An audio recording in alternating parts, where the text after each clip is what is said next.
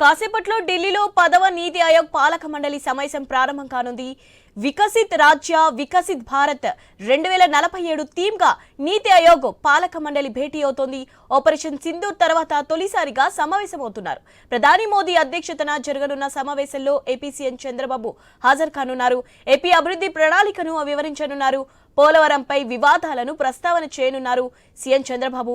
ఇప్పటికే ఢిల్లీ పర్యటనలో ఉన్న ముఖ్యమంత్రి నిన్న 7 కేంద్ర మంత్రులతో భేటీ అయ్యారు. రైట్, దీనిపై అప్డేట్స్ తెలుసుకుందాం. మా ప్రతినిధి హరీష్ ఫోన్ లైన్ లో ఉన్నారు. హరీష్, అప్డేట్స్ ఏంటి?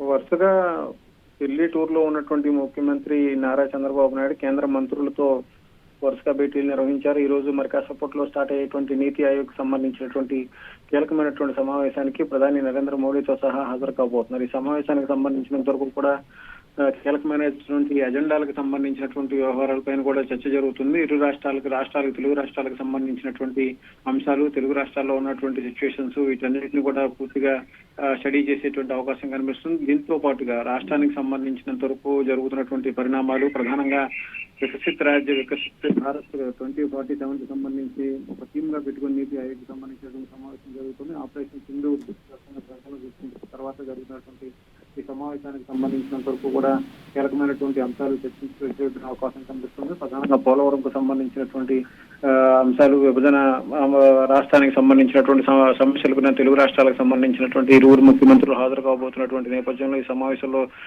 విభజనకు సంబంధించి ఉన్నటువంటి పెండింగ్ ప్రాజెక్ట్స్, పెండింగ్ అంశాలు, పెండింగ్ సమస్యలకు సంబంధించినటువంటి వ్యవహారాలపై కూడా చర్చించేటువంటి అవకాశం కనిపిస్తుంది. ఇక వీటితో పాటుగా ఆపరేషన్ సింధూర్ కు సంబంధించి విజయవంతం తర్వాత జరుగుతున్నటువంటి సమావేశం కావడంతో ప్రధానితో పాటు దేశ రక్షణ దళాలను కూడా నీతి ఆయోగ్ కేంద్రంగా రాష్ట్రాల ముఖ్యమంత్రులు అభినందించేటువంటి అవకాశం కనిపిస్తుంది. మొత్తం మీద మరి కాసేపట్లోనే మోడీ అధ్యక్షతన కీలకమైనటువంటి సమావేశం స్టార్ట్ కాబోతోంది. Right, thank you Harish.